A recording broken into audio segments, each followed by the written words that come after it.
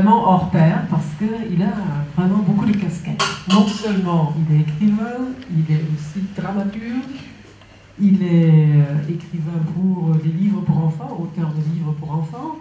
Il a écrit 2 biographies, la dernière c'est sur Martin Luther King et celle d'avant c'est sur Toussaint l'Ouverture, qui est un héros des Antilles et qui a voulu libérer son peuple de la colonisation. C'est vrai que toute ma vie, jusqu'à l'âge, je sais pas, de 25-26 ans, j'étais obsédé par cette idée de revenir et vivre là-bas, parce que je n'imaginais pas d'autres terres où vivre et mourir. Donc j'ai fait mes études de philosophie à la Sorbonne, donc j'ai passé mon doctorat. J'ai parallèlement fait des études d'ethnologie et plus spécifiquement d'ethnologie de la Caraïbe. Alors je suivais en cela, comme je le raconte dans ce petit ouvrage qui est un récit autobiographique mais sur un mode poétique. Je suivais un peu le chemin de Lévi-Strauss et je rêvais de remonter les cours de l'Amazonie, etc. Et aussi de comprendre comment ça se construisait, comment une société,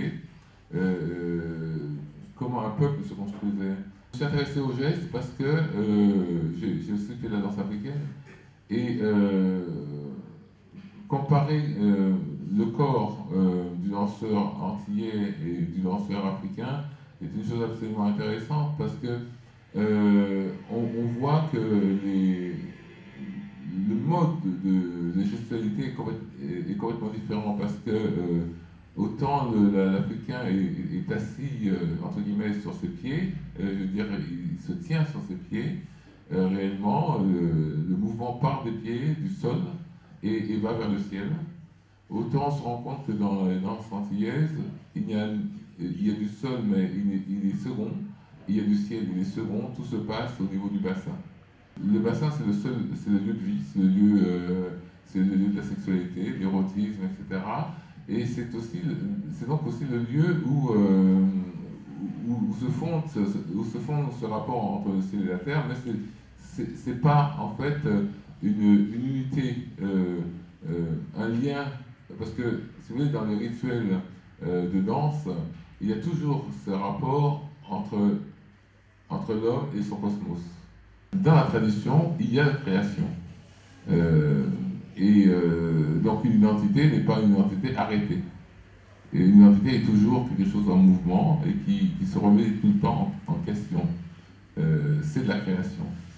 Donc parler d'identité nationale a très peu de sens dans la mesure où effectivement c'est quelque chose qui bouge en permanence par l'intégration de nouveaux apports.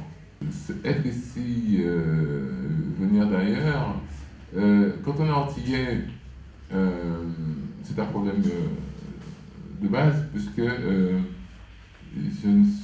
ici je suis chez moi, là-bas je suis chez moi, et ce chez moi est le même qu'ici, puisque je suis français. La Guadeloupe est française, donc c'est pas ailleurs. Mais le regard est différent. Voilà, donc c'est pas ailleurs. Le problème, c'est qu'on n'a pas changé le regard français sur cet ailleurs. Un Américain noir, je dis d'ailleurs un Américain noir et non pas un noir américain, parce qu'il est d'abord américain avant peut-être noir. Un Américain noir est d'abord un Américain. Le problème qu'on a posé à Barack Obama en tant que président n'était pas qu'il soit noir, c'est que son nom renvoyait à une autre nationalité. Mais aucun Américain, blanc ou noir, ne peut dénier à un noir l'identité américaine. Alors que lorsqu'on est français, guadeloupéen, on vous ramène toujours à d'où tu viens. À un moment donné, l'utilisation du concept d'identité se retourne contre contre l'idée même que des gens comme Lévi-Strauss ou même les militants ethnologues comme Jolin ont pu défendre. Pourquoi? Parce que à un moment donné, l'identité renferme les gens sur une idée qu'ils ont, parce que l'individu est d'abord une unité complexe. Et donc enfermer l'individu dans une unité identitaire, ça signifie en fait lui enlever sa complexité. Lui enlever sa complexité réelle, oubliant que ces peuples-là avaient leur propre histoire. Ce qui est sublime n'est pas seulement beau, mais pose une question du rapport entre l'homme et le monde. Et questionne ce rapport-là, et questionne l'homme. Et lui pose ce sentiment de vertige. Et je ne suis jamais autant ici que lorsque je suis ailleurs. C'est-à-dire que lorsque, par exemple, je suis invité en Roumanie ou je ne sais où par un institut français pour parler aux Roumains ou aux Hongrois ou je ne sais à qui d'autre, ou en Belgique, eh bien, je représente la France. Et personne ne me demande d'où je viens. Les gens savent que je suis français. Et quand je suis aux États-Unis, on ne me demande pas, si je dis que je suis français, on ne me demande pas, mais d'où? Hein? Je suis français. Et donc, je ne suis jamais autant français que je suis hors de France. La négritude est une condition qui renvoie à quelque chose de fort, de puissant, etc., d'une culture, d'une identité qui n'est pas moindre hein, que la blanchitude, entre guillemets. Qu'est-ce qui me rapproche, moi, personnellement, né en Guadeloupe, vivant à Paris depuis mon enfance, de quelqu'un qui a la même couleur de peau que moi et qui est pygmée? Il n'y a rien de commun entre lui et moi.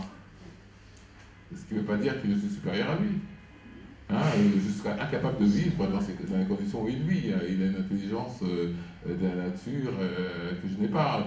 Dans ce titre Noir de France, on met l'accent quand même sur Noir de France. Autrement dit, c'est pas seulement l'enfermement dans le corps, celui d'un pygmée par exemple, mais la culture a bien son mot à dire. C'est la culture française. Moi, je ne me suis jamais posé comme Noir de France, personnellement. Je ne suis pas un Noir de France, je suis un Français. Hein? Et pour moi, c'est aussi absurde que de dire roux de France ou blond de France. Pour bien comprendre le phénomène Obama, il faut se replonger dans les années 50, du temps de Martin Luther King. Voilà. 50-60. Et là, on voit comment en 50 ans, les États-Unis ont fait peau neuve, ont mué carrément.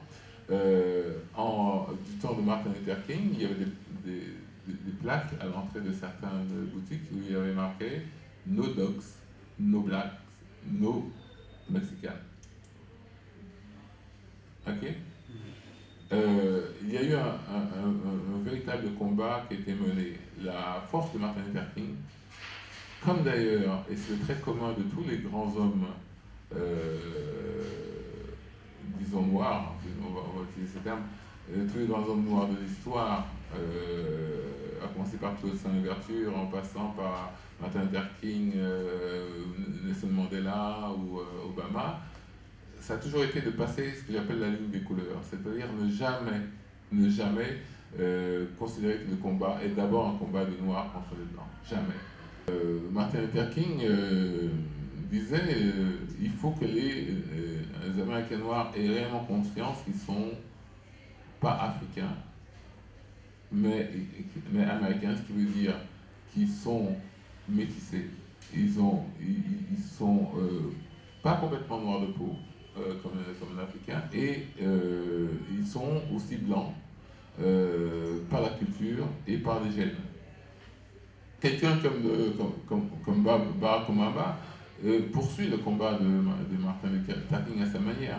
Ces discours, notamment de Philadelphie, ressemblent très étrangement au discours de Martin Luther King.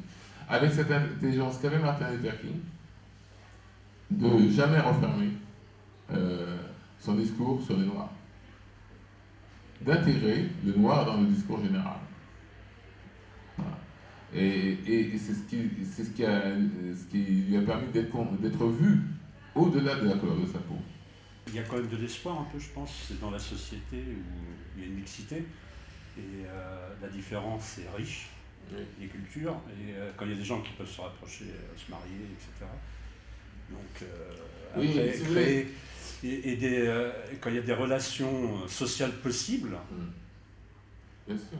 Même entre les jeunes, je veux dire qu'ils ont moins de passifs que nous, les jeunes quand même. Bon, maintenant j'espère que les générations vont évoluer, mais ce que vous dites c'est vrai, c'est institué en France. Et il y a une culture dominante bourgeoise qui l'a instituée depuis longtemps, et c'est clair.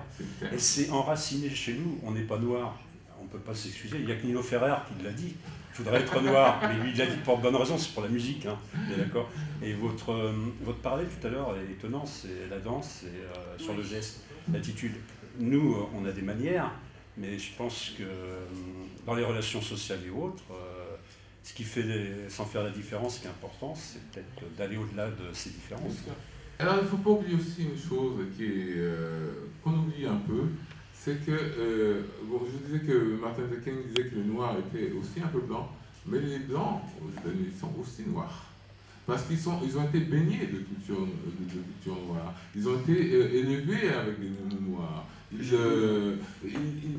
écoutent du jazz toute la journée. Le rock jazz, le rock est né des musiques noires, etc. Donc ils sont très noirs. Et lorsque Martin Luther King, dans son combat, disait le chant et la musique c'est une arme de guerre, il voulait dire aussi que par le chant et la musique on entre dans l'âme des Blancs. Parce qu'ils ont partagé cette culture-là. Quel est votre rapport à l'écriture aujourd'hui et comment il a démarré? Est-ce qu'il y a une évolution dans votre rapport à l'écriture? Si oui, quelle est-elle? C'est que je crois avoir toujours écrit, mais je ne me suis jamais considéré comme écrivain jusqu'à un certain moment. Et ce moment, il n'est pas très vieux, ça date de 7-8 ans. Et c'est quasiment la mort pas de mon père, mais de mon beau-père, que je considère comme d'abord mon père. Et il y a eu quelque chose qui s'est déclenché à ce moment-là. Je me suis mis à énormément écrire et à décider d'être écrivain. Vous voyez, mon parcours est très multiple. J'ai été directeur de théâtre, j'ai été réalisateur de documentaires fiction, etc. Et j'étais aussi critique de danse, donc j'écrivais beaucoup en tant que critique de danse. Lorsque j'ai fait ma thèse de philosophie sur la danse, on m'a dit mais tu devrais écrire des romans, etc. J'ai dit mais non, je suis philosophe, ça ne m'intéresse pas l'écriture de fiction. Ça ne m'intéressait pas, je ne me considérais pas comme écrivain.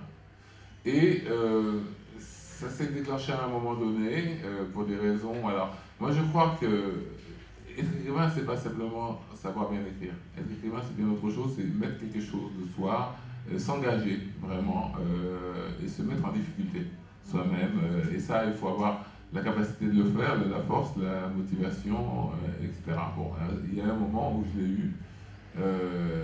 Et donc, je commence à accepter le fait que je suis écrivain. Voilà. Il faut qu'on vive des choses qui nous soient communes, des règles qui nous soient communes pour le vivre ensemble. Mais je veux dire, à partir de l'uniformité, mais quel ennui! Comment ne pas faire aimer cette diversité, ces différences à l'ensemble du monde? Enfin. Déjà, le racisme et les xénophobie sont très liés aux conditions économiques et sociales. Voilà. Il n'y a pas trop de racisme vis-à-vis d'un riche koweïtien. Vous savez, je pense qu'il y a beaucoup de papas qui donneraient bien leur fille à un riche koweïtien sans aucun problème. Vous voyez, lorsqu'on dit noir, souvent on pense inférieur socialement, politiquement, économiquement. C'est ça. Parce que ça renvoie à une histoire qui n'est pas réglée. Voilà. Alors je pense qu'il faut déjà faire comprendre que la vision qu'on a des gens qu'on dit différents sont liés à une histoire. Voilà. L'histoire notamment de la colonisation, l'histoire de l'esclavage, etc. tant que ça ne sera pas entré vraiment dans les livres d'histoire, tant qu'on n'aura pas accepté l'idée de faire comprendre aux enfants que les gens qu'on dit différents, en fait, ils appartenaient à notre histoire, et ils appartiennent toujours à notre histoire, et nous sommes dans leur histoire, eh bien, tant qu'on a fait ça, il y aura incompréhension et xénophobie, racisme. Merci Ah, beaucoup voilà. à la fois, merci beaucoup à vous.